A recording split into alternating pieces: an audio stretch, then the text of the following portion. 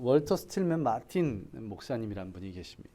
이분의 아내이신 분이 위독한 상태였기에 그 병상을 떠나기가 너무 주저하는 그런 마음이 생겼습니다. 왜냐하면 그날 저녁 다른 교회에서 말씀을 전해야 했기 때문에 그렇습니다. 아내가 너무 위독한 상태에 있었기에 오늘은 말씀을 인도하지 못할 것 같다고 그렇게 연락을 하려는 순간 이때 9살 난 아들이 이런 말을 이 목사님께 했다고 합니다. 아빠, 하나님이 아빠가 오늘 밤 그 교회에서 설교하시기를 원하신다면 아빠가 안 계시는 동안 하나님이 엄마를 지켜주실 것, 그것이라고 생각하지 않으세요? 이 말을 듣고는 믿음으로 아내를 하나님께 맡기고 타 지역에 있는 교회에 가서 말씀을 전했다고 합니다. 이 마틴 목사님이 말씀을 전할 그 무렵 이 아내인 셀비아 마틴 사모님이 병상에 홀로 누워 있었습니다. 사범학교를 졸업하고 교사로 있으면서 여러 편의 시를 쓰신 시인이셨는데요. 이 굉장히 위독한 상황, 절망의 때에 한 편의 시를 작성하셨답니다. 목사님이 설교를 말씀은 예배 인도를 마무리하고 이 아내가 염려가 되어서 급히 병원으로 돌아왔습니다. 그때 보았던 것이 시 한 편을 써놓고 편안한 미소를 지으며 잠들어 있는 아내의 모습을 보았다고 합니다. 여기서 감동으로 이 시를 바탕으로 쓴 곡이 바로 찬송가 382장입니다. 너 근심 걱정 말아라. 너 근심 걱정 말아라. 주 너를 지키리. 주 날개 밑에 거하라. 주 너를 지키리. 주 너를 지키리. 아무 때나 어디서나 주 너를 지키리. 늘 지켜주시리. 이처럼 믿음으로 말미암아 살아갈 때 주님께서 우리의 삶을 지켜주실 줄로 믿습니다. 오늘 이 목사님의 가정처럼 서로 은혜를 주고받는 또 믿음 안에서 거하는 믿음의 가정이 얼마나 아름다운 모습입니까? 우리 교회 모든 성도님들, 모든 가정, 또 온 가족 구성원들이 믿음으로 말미암아 살아가는 그런 믿음의 가정 되기를 간절히 소망합니다. 우리가 이처럼 강조하고 있는 믿음이라는 것은 무엇입니까? 믿음은 내 생각, 내 판단, 내 뜻대로 살아가는 것이 아니라 하나님의 말씀대로, 하나님의 뜻대로 살아가는 것. 그래서 전적으로 주님만을 의지하는 것이 바로 믿음입니다. 내 생각과 판단으로는 어떻습니까? 그것은 불가능해 보이는 것, 또 할 수 없는 것이 있으나 하나님 앞에서 그 모든 것들은 당연한 것입니다. 그러하기에 주님을 전적으로 의지하면 믿음으로 말미암아 살아가면 우리의 삶 가운데 근심, 걱정이 사라지게 되는 것입니다. 이처럼 삶의 고난 가운데 우리가 흔들리지 않은 굳건한 믿음을 갖기 위해서 오늘 본문을 놓고 우리 함께 은혜를 나누어 보겠습니다. 오늘 본문이 기록된 사도행전 16장은 사도 바울의 2차 선교 여행 때 기록된 내용들입니다. 2차 선교 여행 때 더베와 루스트라는 곳을 방문했습니다. 이 성경의 앞에 장인 14장을 보시면 동일하게 루스트라와 더베를 방문했다고 말씀하고 있는데요. 이 14장은 사도 바울이 1차 선교 여행 때 방문한 것입니다. 1차 선교 여행 때 이고니온에서 복음을 전했는데 그곳에 놀라운 역사가 일어났습니다. 수많은 유대인들, 헬라인들이 사도 바울이 전하는 복음을 듣고는 그들이 회심했습니다. 그런데 그것을 곱깝게 여긴 일부 유대인들이 사도 바울을 돌로 치려했던 그런 사건이 벌어집니다. 그래서 사도 바울이 급히 피한 곳이 바로 그 옆에 있었던 루스트라와 더베였습니다.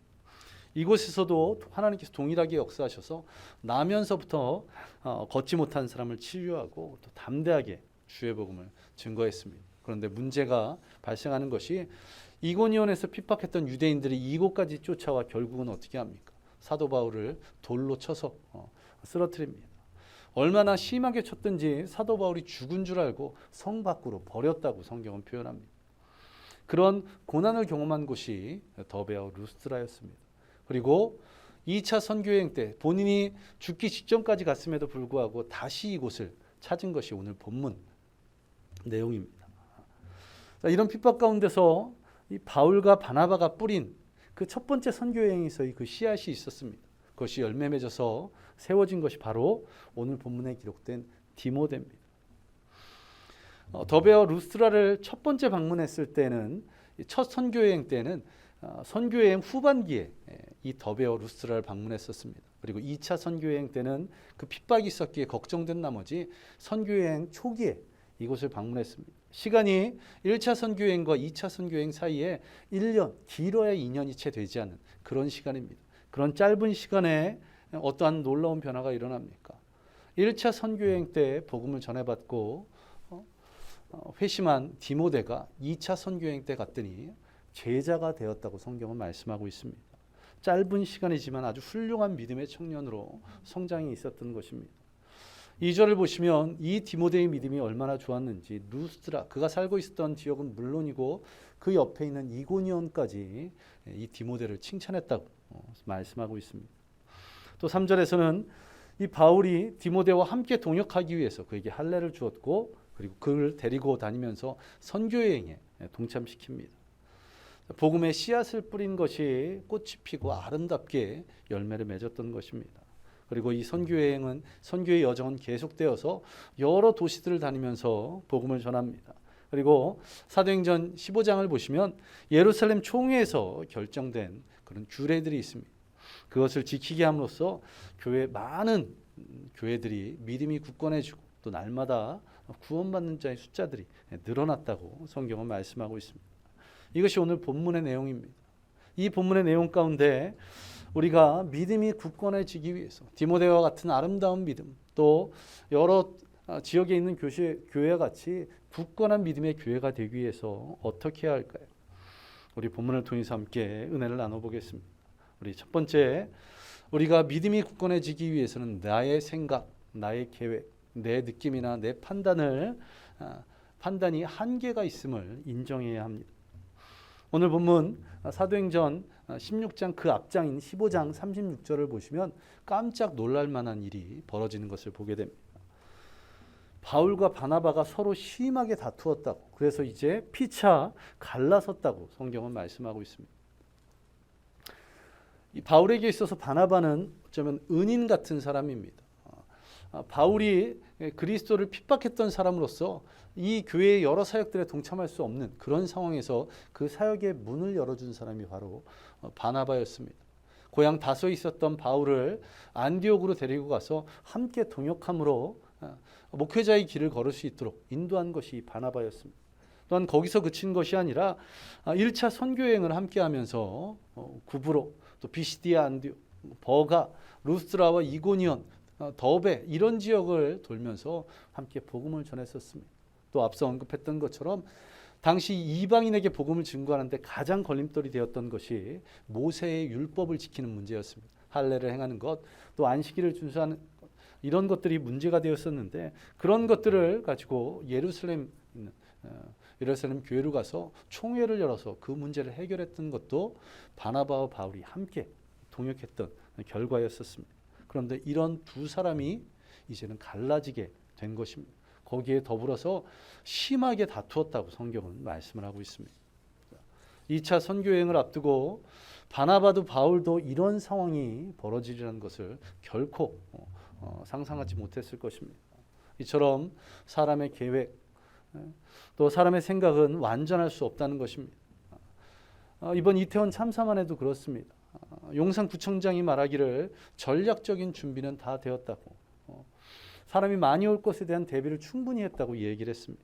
또 행정안전부 장관은 평소보다 많은 경찰 인력을 배치했다고 그렇게 말을 했습니다. 그러나 참사는 막을 수 없었다는 것입니다.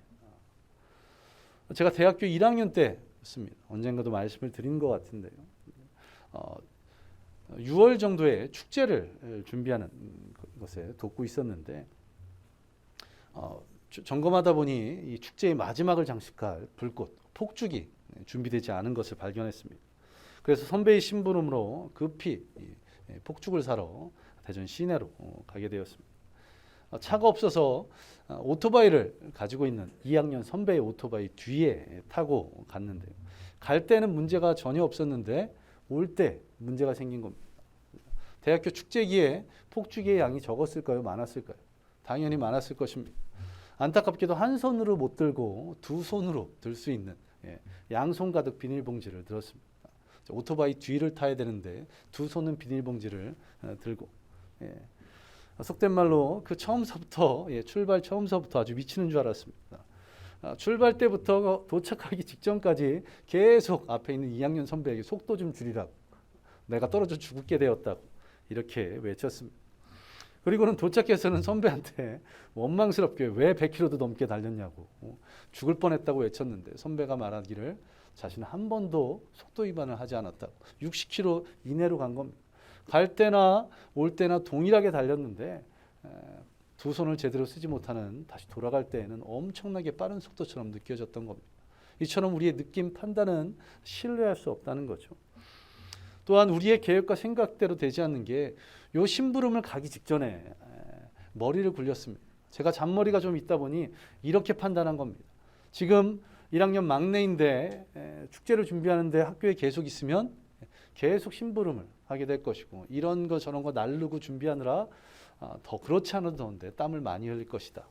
오토바이를 타고 나갔다 오자. 그러면 편할 것이다 라고 생각해서 제가 머리를 굴려서 직접 자청했던 것입니다. 그런데 일하느라 땀 흘린 것보다 죽음의 두려움 때문에 흘린 식은땀이 훨씬 더 많았습니다.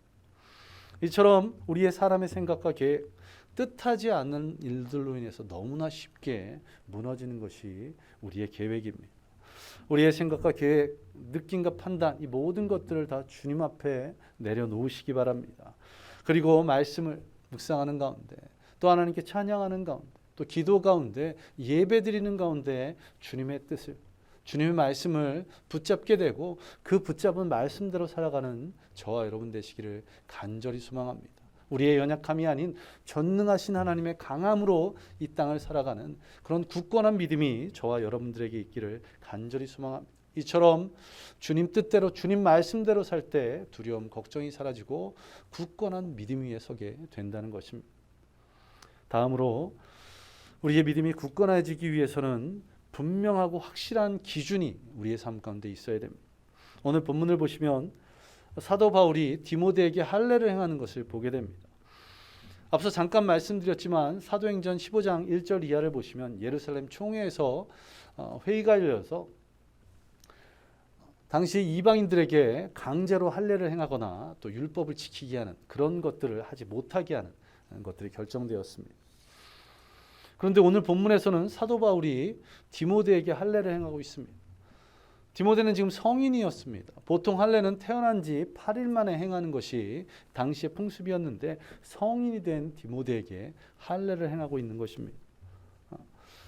더 그런 것이 갈라디아서 2장을 보시면 디도에게는 할례를 행하지 못하게 한 것을 보게 됩니다.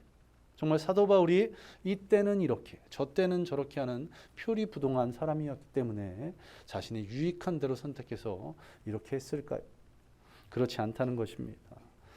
바울이 디모데에게 할례를 준 이유는 할례 받아야 구원받을 수 있다고 가르친 그 유대주의자들과 다투었던 이 사도 바울이 분명한 기준이 있었기에 디모데에게 할례를 준 것입니다. 디모데에게 할례를 준 이유, 오늘 본문 3절에서 볼 수 있는 것처럼 복음 전도의 걸림돌이 되지 않기 위해서 그렇게 행했습니다. 3절 하반절을 보시면 이 부분에서 정확하게 말씀하고 있는데, 그를 데려다가 할례를 행하니 이는 그 사람들이 그의 아버지는 헬라인인 줄 다 알미러라. 출생의 비밀 정도는 아니지만 다른 유대인들과 달랐던 것이 어머니는 유대인, 그리고 아버지는 헬라인이었던 것이 바로 이 디모데였습니다.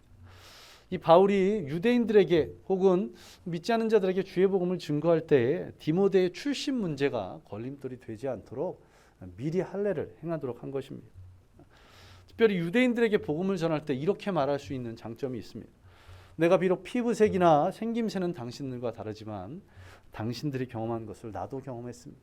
당신들이 가지고 있는 흔적을 나도 가지고 있습니다. 그러나 그 모든 것들은 다 헛된 것이고 우리를 구원하시는 분은 예수 그리스도, 우리의 죄를 용서하시는 분은 오직 예수 그리스도입니다. 이렇게 담대하게 복음을 전할 수 있도록 미리 이렇게 준비한 것입니다. 사도 바울은 이처럼 분명한 기준을 가지고 행동했던 사람이었습니다. 그것은 그가 고린도전서 9장에서 말하고 있는 것을 보면 더 정확해집니다. 고린도전서 9장 20절을 보시면 유대인들에게 내가 유대인과 같이 된 것은 유대인들을 얻고자 하며, 무슨 말입니까?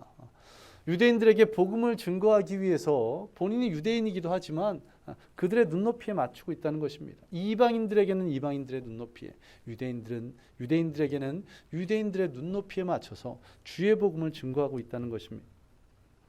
그리고 이러한 사도 바울의 분명한 기준이 개인들에게만 아니라 교회에도 적용이 되는 것을 보게 됩니다. 4절과 5절을 보시기 바랍니다. 사도 바울이 여러 도시를 다니면서 복음을 전할 때 앞서 말씀드린 이 예루살렘 총회에서 결정된 규례들을 전했습니다. 그로 인해서 어떤 일이 벌어집니까? 복음의 능력이 여러 도시에 퍼지면서 여러 교회가 믿음이 더 굳건해지고 수가 날마다 늘어가니라, 이렇게 말씀하고 있습니다. 어떤 일이 벌어진 것입니까? 영적 그리고 숫자적으로 또 질적으로 양적으로 부흥이 일어나는 것입니다. 분명한 기준을 가지고 주의 복음을 증거했더니 말씀에 근거한 분명한 기준이 주어지자 성도들의 삶이 변했고, 그 성도들의 삶이 변한 모습을 보고 수많은 주님을 알지 못하는 영혼들이 주님께로 돌아왔다는 것입니다. 이처럼 분명한 기준이 있는 삶을 살아가는 저와 여러분 되시기 바랍니다. 그 기준이 세상이 옳다고 하는 것이 되지 않기를 소망합니다. 또 내 뜻과 내 판단이 되지 않기를 소망합니다. 주님 말씀이, 이 진리의 말씀이 우리의 삶에 분명한 기준 되어서 그 기준을 가지고 살아가는, 그 말씀대로 살아가는 저와 여러분 되시기를 간절히 소망합니다. 그리고 마지막으로 우리는 하나님과 사람 앞에서 인정받을 때에 우리의 믿음이 굳건히 세워집니다. 하나님께 인정받는 것, 우리에게 믿음만 있으면 이 문제는 해결되기에 우리가 사람에게 인정받는 것, 그것에 대해서 함께 은혜를 나누고자 하는데요. 아주 유명한 말이죠. 칭찬은 고래를 춤추게 한다는 말이 있습니다. 짐승이 사람의 말을 알아들을 수 있을까요? 결코 없습니다. 짐승에게는 언어 체계가 없기에 사람의 말을 알아들을 수 없습니다. 어떤 분위기, 상황 판단, 본능적으로 알아채는 거죠. 그런데 이 칭찬은 말귀를 알아듣지 못하는 동물마저도 움직이게 할 수 있는 그런 영향력이 있다는 것입니다. 우리의 믿음이 굳건해지는데도 이 칭찬이 중요한 역할을 합니다. 특별히 새가족들 그리고 어린 교육부서 아이들에게 이 칭찬이 굉장히 중요합니다. 오늘 본문의 디모데와 같이 주변 사람들에 의해서 칭찬받는 자들이 되면 얼마나 감사하겠습니까? 그런데 주변 사람들에 의해서 칭찬받는 것 어려울까요? 쉬울까요? 과거에는 어땠는지 모르겠지만 우리가 살아가고 있는 현대는 점점 칭찬받기가 어려워졌습니다. 이기적인 개인주의적인 삶을 살다 보니 타인에게 관심이 없어 타인을 향한 칭찬, 격려, 위로가 없는 실정입니다. 오해인 것들도 있다고 하지만 이태원 참사 때 어떤 일이 벌어졌습니까? 옆에서는 심폐소생술을 하는데 그 조금 떨어진 곳에서는 흘러나온 노랫소리에 맞춰서 떼창을 하고 있는 그런 모습이 잡혔다고 합니다. 얼마나 안타까운 일입니까? 이러한 사회 현상이 교회 안에서 일어나지 않기를 간절히 소망합니다. 적어도 우리 교회에서만큼은 매주마다 칭찬과 격려와 위로가 넘치기를 간절히 소망합니다. 교우들, 새가족들, 어린 영혼들을 칭찬해 주시기 바랍니다. 그 칭찬으로 말미암아 새 힘을 얻도록 말입니다. 이러한 칭찬이 믿음을 견고하게 하고 디모데를 디모되게 하는, 바울을 바울되게 하는, 우리 믿음의 성도들을 세우는 그런 귀한 연결고리가 될 줄로 믿습니다.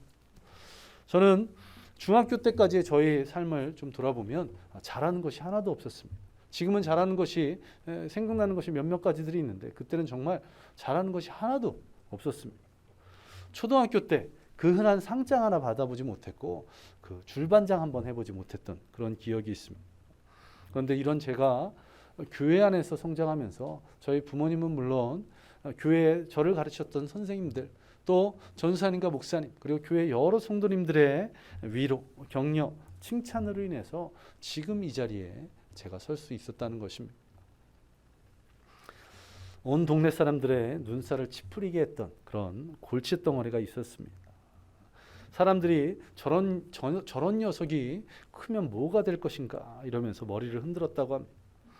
그런데 하루는 한 할머니가 이 골칫덩어리에 머리를 쓰다듬으며 너는 말을 잘하고 사람을 끄는 재주가 있으니 너희 장점을 잘 살리면 크게 될 것이다. 이렇게 얘기했다고 합니다. 제 얘기가 아닙니다. 예. 이 격려의 한마디가 이 아이의 인생을 바꾸어 놓았습니다. 이 할머니에게 들은 너는 말을 잘하고 사람을 끄는 재주가 있는, 이 얘기를 듣고 자신의 소질을 조금씩 개발해 나가기 시작했습니다. 그리고 이 아이가 커서 세계적으로 유명한 복음 전도자가 되었습니다. 바로 빌리 그레엄 목사님입니다. 단일 기준으로 세계에서 가장 많이 복음을 증거한 사람, 5천만 명에게 복음을 증거했다는 말이 있던데요. 자, 칭찬이 한 사람의 믿음을 이렇게 굳게 세울 수 있다면, 한 사람의 삶을 변화시킬 수 있다면 이것은 너무나도 쉬운 방법입니다. 돈 들지 않습니다. 많은 노력이 필요하지 않습니다. 시간이 들지 않습니다. 이런 칭찬과 격려와 위로가 저와 여러분들에게 있기를 간절히 소망합니다. 또한 과거에 한 후배가 섬기고 있었던 교회 안에서 신천지에 빠질 뻔했던 한 집사님의 이야기를 들었습니다. 이 집사님이 남편과의 관계 때문에 너무 스트레스를 받아서 건강이 굉장히 안 좋아졌다고 합니다. 이때 이 집사님에게 신천지가 찾아와서 의사를 소개시켜주고 또 상담을 받게 하고 또 고가의 건강 보조식품을 사주면서 접근을 했다고 합니다. 그래서 신천지에 빠질 뻔했었는데 이 여자 집사님이 힘들 때 함께 기도해주고 또 격려하고 위로했던 한 권사님이 계셔서 다행히 신천지에 빠지지는 않았다는 것입니다. 저와 여러분의 칭찬 한마디의 말이 빌리 그레엄 같은 위대한 사역자를 세울 수 있습니다. 저와 여러분의 칭찬 한마디의 말이 신천지에 빠질 뻔한 그런 성도를 구할 수 있다는 것입니다. 저와 여러분의 칭찬 한마디가 새 가족이 교회에 잘 적응할 수 있도록 도울 수 있습니다. 또한 어린 영혼들의 믿음이 자라가는데 큰 역할을 감당할 수 있다는 것입니다. 우리의 입을 열 때마다 부정적인 말이 아닌 상대방을 향한 칭찬의 말, 위로의 말, 긍정의 말로 인해서 우리의 교우들, 우리의 새 가족들, 우리의 맡겨진 어린 영혼들이 믿음 위에서 온전히 세워져 나가는 놀라운 은혜가 있기를 간절히 소망합니다. 이제 말씀을 마무리하며 정리하겠습니다. 우리 교회 모든 성도님들이 믿음이 굳건하여지기를 간절히 소망합니다. 그 굳건한 믿음 위에 서기 위해서 내 생각, 내 계획, 나의 판단이 아닌 주님 말씀에, 주님 뜻에 따른 그런 분명한 기준이 있는 삶을 살아가시기를 간절히 소망합니다. 이때는 저렇게, 저 때는 이렇게 하는 것이 아니라 주님 말씀에 의지해서 말씀대로 살아가는 저와 여러분 되시기를 간절히 소망합니다.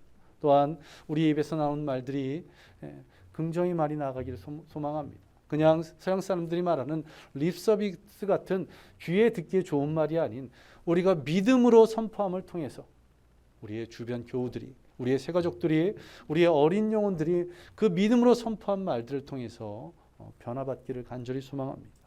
이것을 통해서 저와 여러분의 믿음이 굳건해지는 것은 물론 우리 교회가 굳건해지는 그런 좋은 교회 되기를 간절히 소망합니다. 우리 함께 기도하겠습니다. 우리 모든 성도들이 굳건한 믿음 위에 설 수 있도록, 이 굳건한 믿음 위에 서도록 우리가 내 생각, 내 계획, 내 판단을 의지하지 않게 해달라고, 또 오직 여호와 말씀, 그 주님 말씀에 근거해서 분명한 기준 있는 그런 삶을 살아가게 해달라고, 그리고 내 입에서 나온 말들이 긍정의 말, 위로의 말, 또 칭찬의 말로 인해서 죽어가는 주변 사람들을 방황하는 주변 사람들을 주님께로 인도하는 그런 귀한 믿음의 사람 되게 해달라고, 또 이런 믿음의 사람들이 모인 우리 교회가 보다 굳건하게 세워지는 놀라운 은혜가 있도록 우리 이 시간 우리 믿음을 굳건하게 세워달라고 우리 함께 기도하겠습니다. 기도합니다. 아버지 하나님, 이 시간 간절히 구합니다. 우리의 믿음이 연약함, 우리의 믿음이 부족함, 그러기에 주님께서 우리에게 오늘 이 예배를 통해서 굳건한 믿음 허락하여 주시옵소서.